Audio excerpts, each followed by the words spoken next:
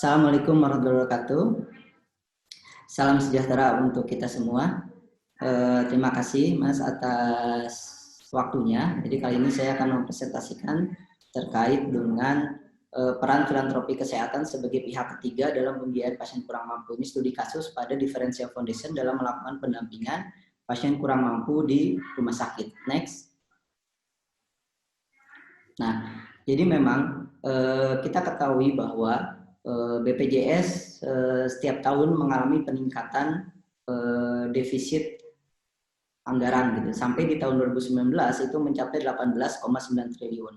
Nah, artinya defisit inilah yang menjadi modal bagi lembaga filantropi untuk ruang mana yang kira-kira bisa diambil oleh lembaga filantropi. Kemudian kita juga mengetahui bahwa jumlah PBI ini cukup besar. Dari data yang saya tampilkan, PBI dari APBN aja sudah mencapai 92,3 juta. Artinya PBI ini orang-orang yang memang orang miskin, orang yang tidak mampu, yang di cover BPJS-nya oleh pemerintah. Belum lagi dari PBI APBD dari daerah itu sebesar 25,1 juta jiwa. Nah, tetapi di sini ada permasalahan yang muncul, yaitu apa? Terkait dengan pemerataan tidak berjalan dengan baik dari segi BPJS ini. Misalnya adalah ketika anggota BPJS yang mampu, baik itu PPBU, kemudian PPU gitu ya, dia mengakses dia mampu mengakses BPJS gitu ya, sehingga mendapatkan pelayanan yang lebih banyak. Tetapi beda halnya dengan PBI. Jadi PBI ini adalah masyarakat yang memang tidak mampu, gitu, yang tidak miskin. Bisa jadi dia berobatnya bisa mendapatkan gratis, tetapi dia tidak bisa menjangkau untuk rumah sakit misalnya. Dia tidak punya transportasi, dia tidak punya akomodasi untuk memenuhi pasien ini ke rumah sakit. Nah, ini terjadi kurangnya pemerataan yang memang belum baik. Tetapi kita juga melihat banyak sekali peluang di negara kita di Indonesia. Misalnya berdasarkan data menyebutkan bahwa negara Indonesia itu negara yang paling dermawan gitu.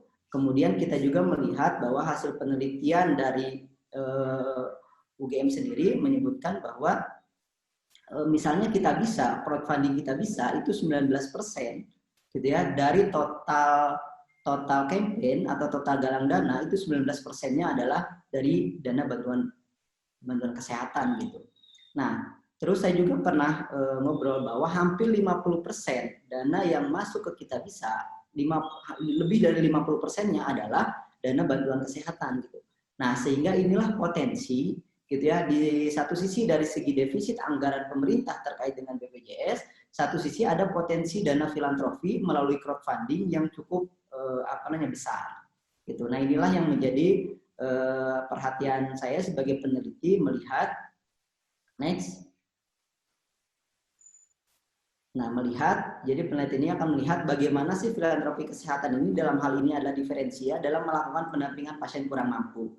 Kemudian yang kedua, saya juga nanti akan melihat bagaimana sistem pendanaan filantropi kesehatan untuk bantuan pasien kurang mampu ini. Nah, kedua inilah yang menjadi fokus pembahasan penelitian saya terkait dengan tema ini. Next. Nah, literatur review-nya adalah jelas bahwa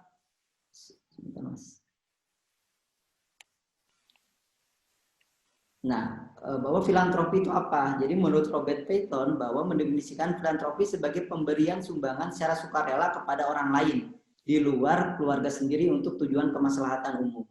Nah, sehingga model bantuan filantropi ini ada dua. Yang pertama ada yang sifatnya karitas, yaitu pemberian sumbangan secara langsung oleh pemberi kepada penerima, baik itu langsung oleh individu maupun oleh kelembagaan. Nah, karitas ini biasa sering disebut dengan sebagai lembaga filantropi tradisional yang lebih diarahkan untuk memenuhi kebutuhan dasar yang mendesak. Kedua adalah model bantuan pemberdayaan, pemberian bantuan yang bertujuan untuk mempromosikan prakarsa keadilan sosial yang berjangka panjang. Biasanya model ini atau model bantuan ini bisa disebut dengan filantropi keadilan sosial. Dalam filantropi keadilan sosial bahwa kemiskinan ini disebabkan karena ketidakadilan struktur yang menyebabkan sebagian kelompok tidak mendapatkan kesempatan yang sama dengan kelompok yang lain. Next. Nah, kemudian kemiskinan. Kemiskinan ini menurut Undang-Undang Nomor 13 Tahun 2011 yaitu orang yang sama sekali tidak mempunyai sumber mata pencaharian atau mempunyai sumber mata pencaharian tetapi tidak mampu memenuhi kebutuhan dasar yang layak bagi kehidupan dirinya dan keluarganya. Nah, 2 literatur review ini yang nanti akan saya pakai untuk membedah penelitian ini. Next. Nah, metodologi yang digunakan adalah dengan kualitatif. Subjek penelitian adalah Differential Foundation sebagai lembaga filantropi kesehatan. Kemudian sumber data yang digunakan adalah studi literatur dan studi dokumentasi, analisis data dengan deskriptif kualitatif. Next. Nah, jadi hasil dan pembahasannya adalah bahwa ini profil Differentia merupakan lembaga nirlaba bidang kesehatan yang memiliki spesialisasi pada program wirausaha sosial kesehatan dan peningkatan kapasitas para pelaku pemberdayaan. Nah, dari profil ini sebenarnya nanti akan ditemukan model model pendampingan pasien ya pramampu yang dilakukan oleh Differentia. Next. Nah, ini adalah jawaban dari pertanyaan penelitian yang pertama. Jadi model pendampingan pasien kurang mampu yang dilakukan oleh Differentia. Jadi yang pertama adalah Differentia ada 3 proses ya, ada 3 proses pendampingan pasien kurang mampu yang dilakukan oleh Differentia. Yang pertama adalah bantuan dana kesehatan. Kemudian yang kedua adalah advokasi layanan BPJS, kemudian yang ketiga adalah pemberdayaan ekonomi. Nah, bantuan dana kesehatan ini adalah dana yang memang itu tidak di-cover oleh BPJS. Misalnya penelitian kita menemukan bahwa Differentia melakukan membayar tagihan-tagihan di rumah sakit yang memang itu tidak ditanggung oleh BPJS. Misalnya untuk membeli obat di luar dan yang lainnya. Nah, biasanya ini kita sebut dengan penunjang pengobatan. Kemudian yang kedua adalah prosesnya adalah advokasi layanan BPJS. Nah, ini cukup hal yang menarik temuannya bahwa ternyata ini ada beberapa kasus, misalnya pasien yang awalnya dia menempuh jalur BPJS tanpa melalui proses advokasi dampingan oleh Differentia, dia gagal. Jadi sampai beberapa bulan itu tidak dilayani, gitu ya.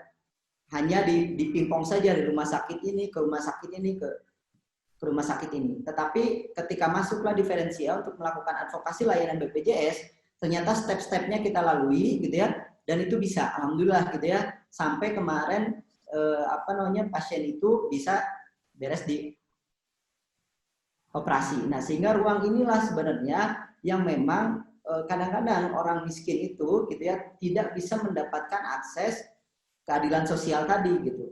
Sehingga peran lembaga filantropi untuk bisa mengadvokasi layanan BPJS. Jadi pemerintah sudah menyiapkan layanan BPJS, tetapi tadi keadilan sosialnya perlu ada orang atau perlu ada lembaga atau filantropi yang memang membantu mengadvokasi itu.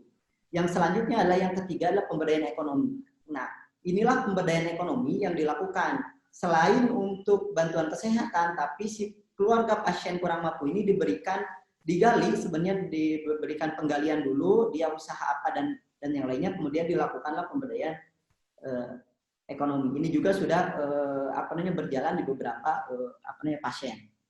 Nah, sehingga sasarannya pasien dan kurang mampu, jenisnya apa bentuknya? Yaitu berbentuk dana operasional. Tadi dana operasional ini untuk transportasi, untuk tempat tinggal, untuk kebutuhan akomodasi dan yang lainnya. Kemudian layanan, jelas ini layanan advokasi, kemudian modal usaha dan pendampingan usaha. Nah, harapannya dari pasien dan kurang mampu ini bisa terpenuhi kebutuhan pengobatannya, baik secara transportasi, baik secara tempat tinggal sementara maupun secara kebutuhan sehari-hari selama berobat dan penunjang pengobatan. Nah, harapannya keempat elemen inilah tadi melakukan pemberdayaan ekonomi, dia bisa sustain dan dia bisa tidak tergantung lagi dananya dari dana pendampingan yang dilakukan oleh Differentia, karena dia mampu untuk membiayai kebutuhan akomodasi tadi, transportasi, tempat tinggal dan yang lainnya. Next. Nah, ini beberapa contoh. Ini bubur ayam Cirebon. Ini pasien. Kenapa kita sebut bubur ayam Cirebon Putri? Karena Putri ini pasien yang memang didampingi oleh Differentia. Selain didampingi oleh Differentia, kita juga memberikan sebuah modal untuk pengembangan usaha pasien ini ya, bubur ayam. Kemudian ini melakukan pendampingan ke rumah sakit, ya pasien Putri ini melakukan yang sebelah kanan, melakukan advokasi untuk membantu dia mendapatkan akses layanan BPJS. Next. Nah, kemudian ini untuk menjawab pertanyaan penelitian nomor 2, di mana modal sistem pendanaan bantuan pasien kurang mampu. Nah, sehingga Diferensia ini melakukan fundraising via crowdfunding. Jadi, baik crowdfunding internal maupun eksternal. Eksternal adalah via Kitabisa, internal adalah via raimimpi.id. Nah, sistem fundraisingnya adalah dia memiliki 3 skema konsep dana, yaitu adalah terikat, tidak terikat, kemudian pengalihan pasien. Nah, terikat ini adalah memang sistem fundraising yang memang diikatkan untuk pasien itu. Misalnya katakan Safira, Diferensia melakukan penggalangan dana untuk pasien Safira. Jadi terikat untuk si pasien itu, gitu ya. Nah, kemudian yang kedua adalah tidak terikat. Kalau tidak terikat, Diferensia melalui Rahim Mimpi bikin sebuah program Mimpi Sembuh. Jadi Mimpi Sembuh itu orang donasi ke halaman Mimpi Sembuh itu bebas berapapun dan itu tidak diikatkan untuk salah satu pasien. Fungsinya apa nanti? Fungsinya untuk ketika ada pasien mendadak misalnya yang membutuhkan advokasi, membutuhkan layanan yang memang tidak ditanggung oleh BPJS tadi ya, baik dari segi transportasi dan yang lainnya, tidak usah dilakukan penggalangan dana dulu. Karena kalau yang terikat ini prosesnya ketika dia sakit harus ke rumah sakit, dia harus dilakukan penggalangan dana dulu. Sehingga perlu waktu gitu ya.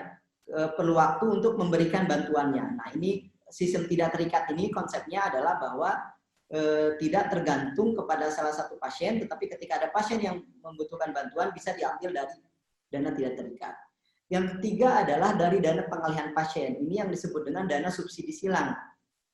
Jadi subsidi silang dari dana terikat. Nah, menariknya bahwa dana pengalihan pasien ini bisa digunakan untuk pasien-pasien yang mendesak yang dia tidak mesti harus dibantu galang dana dulu. Misalnya, contohnya Safira,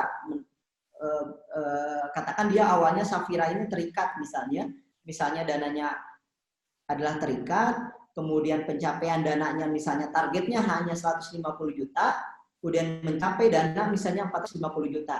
Hak Safira untuk mendapatkan dananya tetap kita kunci di angka 150 juta sesuai dengan kebutuhan anggaran yang telah kita susun. Kemudian sisanya adalah sekitar 350 jutanya lagi. Nah, itulah yang bisa kita alihkan untuk pasien yang lain yang membutuhkan gitu ya. Dengan tetap si pasien yang membutuhkan ini prosesnya tetap nanti melalui proses galang dana. Tetapi ketika galang dana ini sudah proses bikin penggalangan dananya walaupun dananya masih nol atau belum ada yang nyumbang, tapi si pasien ini bisa mengakses dana pengalihan pasien ini. Nah, model inilah yang sistem pendanaan bantuan yang dilakukan oleh Diferensia. Nah, kemudian bantuan inilah yang diberikan kepada pasien keluarga miskin dan memang Diferensia ini rata-rata mayoritas pasien yang didampingi adalah pasien BPJS. Kenapa pasien BPJS gitu ya? Nah, karena tadi dia secara hak sebenarnya dari pemerintah sudah dikasih gitu melalui PBI tadi gitu ya. Hak dia untuk mendapatkan layanan kesehatan BPJS harus terpenuhi. Tetapi pasien-pasien inilah ketika dia tidak diberikan suntikan tidak dibantu oleh Diferensia dalam hal transportasi dan akomodasi, dia tidak bisa mendapatkan akses layanan BPJS. Nah, sehingga sistem pendanaan inilah adalah ruang mana yang memang belum diisi oleh BPJS, ruang mana yang harus diisi oleh lembaga filantropi dalam hal pasien keluarga miskin. Nah, sehingga model sistem pendanaan inilah yang bisa sehingga kita tidak tumbang tindih BPJS yang sudah disediakan oleh pemerintah maupun misalnya dana-dana pendampingan untuk pasien kurang mampu. Next. Baik Pak Fajar, ini mohon maaf karena waktunya sudah habis. Oke. Kesimpulan dulu nanti kita akan diskusi. Boleh. Sedikit lagi, next. Baik. Next, Mas. Nah, kita menemukan sebuah model ini. Jadi model pemberdayaan filantropi kesehatan dalam pembiayaan pasien di Diferensia ini ada 3 model. Yang pertama adalah sistem Karitas, yaitu penunjang pengobatan transportasi dan akomodasi, kemudian ada sistem pemberdayaan, modal usaha dan pendampingan ekonomi, ada sosial justice filantropi, yaitu advokasi layanan kesehatan. Nah itu saja paling next dari saya kesimpulannya bahwa diferensia berperan dalam membantu pasien kurang mampu mulai dari aspek karitas, pemberdayaan, dan sosial justice. Itu saja, terima kasih. Wassalamualaikum warahmatullahi wabarakatuh. Wabarakatuh. Pak Fajar Nugraha dari Differensia Foundation. Terima kasih atas paparannya. Saya ucapkan selamat untuk Differensia Foundation dan juga untuk tim seluruhnya yang telah berperan. Dan salah satunya adalah untuk pembuatan abstrak ini. Sebenarnya saya melihat di sini tidak hanya sebuah abstrak, tetapi itu adalah merupakan paparan dan juga merupakan pemetaan. Dan yang terakhir lagi adalah laporan dari olah data penulis. Ini menarik sekali, catatan di bawah itu adalah olah data penulis. Itu saya yakin itu merupakan catatan besar dari yang dibuat oleh Pak Fajar dan juga teman-teman tentang alur bantuan filantropi atau bantuan kemanusiaan yang diberikan kepada masyarakat, terutama masyarakat yang membutuhkan. Bapak Ibu sekalian, apakah sudah ada pertanyaan di sini? Kalau ada pertanyaan, Bapak Ibu bisa mengetikkan pada kolom chat di situ, atau mungkin yang dari YouTube.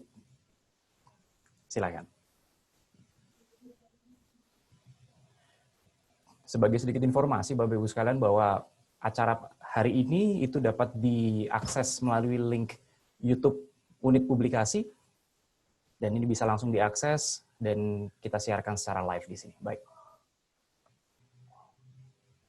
Kalau belum ada pertanyaan Pak Fajar, ini ya baik. Kalau belum ada pertanyaan, kami mau sedikit bertanya sedikit, tetapi minta bukan klarifikasi, tapi kita mau ada diskusi sedikit bahwa tadi Pak Fajar menginformasikan untuk PBI kan ini cukup besar ya, dengan pemerataannya yang tidak berjalan dengan baik.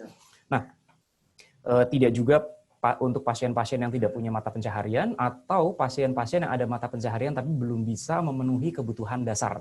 Nah, pertanyaan saya, apakah untuk Differensia Foundation ini juga melihat secara detail tentang kebutuhan dasar tersebut dan juga memberikan bantuan untuk ke area yang situ atau langsung ke bagian yang langsung kesehatan? Silakan Pak Fajar. Nah, jadi memang kita kita lihat bahwa Differensia selalu melakukan, sebelum melakukan galang dana gitu ya, pasien yang dibantu melakukan sebuah survei. Memang prioritas Differensia adalah dia memiliki pasien BPJS, Mas. Jadi kenapa dia harus memiliki BPJS, dan memang rata-rata BPJS-nya adalah PBI. Nah, masalahnya adalah ketika kita survei bahwa dia sudah memiliki BPJS, tapi kenapa si pasien ini tidak dibawa ke rumah sakit? Alasannya selalu semuanya tidak memiliki transportasi, tidak memiliki akomodasi. Kita nanti di rumah sakit makannya seperti apa, gitu ya, yang nunggunya seperti apa. Nah, ruang inilah sebenarnya sehingga si pasien PBI ini tidak bisa mengakses layanan kesehatan. Padahal sebenarnya BPJS-nya bisa jadi dia bisa mendapatkan, tetapi ruang itulah yang coba diisi oleh Differensia untuk bisa masuk ke sana. Nah, memang rata-rata adalah dia memiliki usaha misalnya, tetapi usahanya tidak memenuhi misalnya, atau misalnya ketika dia harus meninggalkan keluarganya, gitu ya, sehingga dia harus kadangkala harus nyari orang yang mau menunggu gitu ya, menunggu pasien ini, karena kalau dua-duanya katakan suaminya menunggu istrinya, si suaminya ini tidak bisa bekerja karena rata-rata adalah dia harian, pedagang gitu ya, tidak dagang sehari ya memang tidak bisa makan gitu. Nah, jadi model-model inilah yang rata-rata pasien yang ditangani oleh Differensia, Mas. Suara saya? Ya, udah. Baik. Ini menarik sekali karena Pak Fajar menjabarkan pasien yang tidak mau ke rumah sakit bisa faktor karena transportasi, akomodasi. Saya sangat tertarik dan mengapresiasi untuk kata-kata di bagian bawah slide tadi ada olah data penulis. Apakah Pak Fajar juga melakukan untuk alasan-alasan mereka yang tidak mau ke rumah sakit? Misalnya tidak hanya transportasi dan akomodasi, karena ini alasan yang menarik untuk para pelaku filantropi yang lain. Misalnya mau memberikan bantuan untuk di luar bantuan medis ya, jadi transportasi dan yang lain, atau mungkin ada pendampingan, atau mungkin ada untuk yang menemani di rumah sakit dan sebagainya. Silakan Pak Fajar. Betul. Jadi memang tadi ya, kita tiga tadi, baik yang sifatnya karitas gitu ya, yang sifatnya dia memang bantuan langsung ya, seperti untuk kebutuhan transportasi, akomodasi gitu. Nah itu memang kita bantu. Kemudian kedua adalah justice sosial filantropi tadi, bagaimana Differensia melakukan advokasi layanan BPJS. karena beberapa temuan kita di lapangan ketika mendampingi pasien ini tidak mudah, Mas. Walaupun BPJS ini tidak mudah. Seringkali mendapatkan penolakan dengan alasan berbagai macam. Nah, sehingga bagaimana diferensia ini bisa membantu gitu ya. Karena rata-rata pasien itu banyak kita gitu ya, ketika kita diskusi, kita sudah punya BPJS misalnya, tapi ribet selalu ditolak gitu. Yang saya contohkan tadi, dia selama 3 bulan si pasien ini menggunakan BPJS tidak maju-maju, maksudnya tidak maju-maju, ditolak beberapa kali, akhirnya dia tidak mau gitu ya. Tetapi setelah kita dampingi gitu ya melalui advokasi tadi, itu alhamdulillah gitu, akhirnya kemarin bisa sampai dia beres operasi gitu. Nah, kemudian yang ketiga adalah dari aspek pemberdayaan. Kita juga tidak hanya karitas, tidak hanya justice sosial filantropi, tetapi kita memberikan aspek pemberdayaan. Karena rata-rata pasien yang kita tangani adalah pasien yang dia perlu kontrol cukup lama gitu ya. Sampai 1 tahun. Nah, bagaimana dia gitu ya, secara BPJS dia sudah memiliki gitu ya. Tetapi untuk transportasi ini tidak tergantung kepada diferensial ke depannya. Tetapi mereka bisa lebih mandiri untuk bisa transportasi, untuk akomodasi gitu, Mas. Jadi bukan hanya aspek hari itu saja gitu ya, tetapi aspeknya memang panjang. Harapannya ke depan gitu ya, mereka yang kita sudah dampingi itu dia bisa memenuhi transportasi dan akomodasi dari mana? Dari dana tadi, modal usaha yang memang telah kita berikan, telah kita dampingi gitu ya. Gitu, Mas. Baik, ini menarik. Lalu kalau seandainya ada semua pendampingan untuk tentang BPJS dan sebagainya, itu kan berarti merupakan sebuah tim ya, Pak Fajar ya?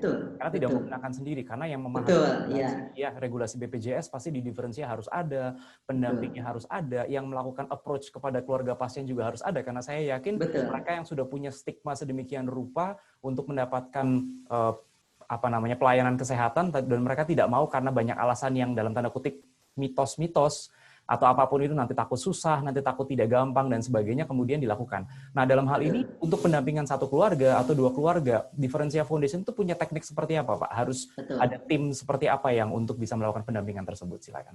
Betul. Jadi kita memiliki tim ya, sebenarnya ada kalau di beberapa daerah memang Differentia kantornya hanya di Bandung, tetapi kita memiliki relawan pendamping gitu ya di beberapa daerah, baik itu di Tasik, kemudian di Jakarta, kemudian di Bandung, Garut, dan yang lainnya. Nah, memang kuncinya adalah dari si aspek SDM pendamping ini. Nah, SDM pendamping inilah yang kita berikan pelatihan.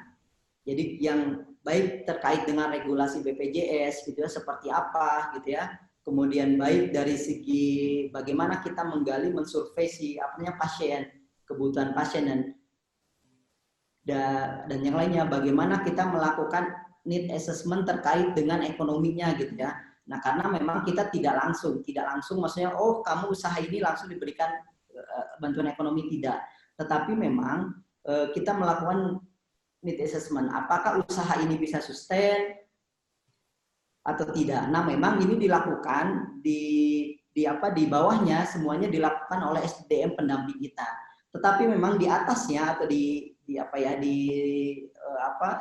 pusatnya atau di pihak Differentia sendiri ada tim program gitu ya, ada tim bagian assessment gitu ya, ada tim yang memang bagian marketing gitu ya. Jadi memang tim inilah yang memang